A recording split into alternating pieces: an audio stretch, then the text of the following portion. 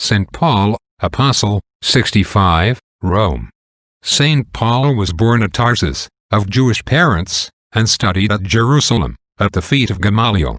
While still a young man, he held the clothes of those who stoned the proto-martyr Stephen, and in his restless zeal he pressed on to Damascus, breathing out threatenings and slaughter against the disciples of Christ. But near Damascus a light from heaven struck him to the earth. He heard a voice which said, "Why persecutest thou me?" He saw the form of him who had been crucified for his sins, and then for 3 days he saw nothing more. He awoke from his trance another man, a new creature in Jesus Christ. He left Damascus for a long retreat in Arabia, and then, at the call of God, he carried the gospel to the uttermost limits of the world, and for years he lived and labored with no thought but the thought of Christ crucified, no desire but to spend and be spent for him.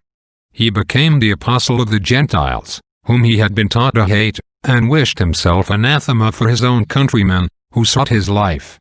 Perils by land and sea could not damp his courage, nor toil and suffering and age dull the tenderness of his heart. At last he gave blood for blood. In his youth he had imbibed the false zeal of the Pharisees at Jerusalem, the holy city of the former dispensation. With St. Peter he consecrated Rome, our holy city, by his martyrdom, and poured into its church all his doctrine with all his blood. He left 14 epistles, which have been a fountainhead of the Church's doctrine, the consolation and delight of her greatest saints.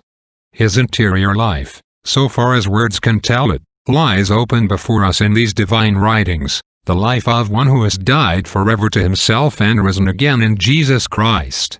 In what, says St. Chrysostom, in what did this blessed one gain an advantage over the other apostles? How is it that he lives in all men's mouths throughout the world? Is it not through the virtue of his epistles? Nor will his work cease while the race of man continues. Even now, like a most chivalrous knight, he stands in our midst, and takes captive every thought to the obedience of Christ. Reflection. St. Paul complains that all seek the things which are their own, and not the things which are Christ's. See if these words apply to you, and resolve to give yourself without reserve to God. Amen.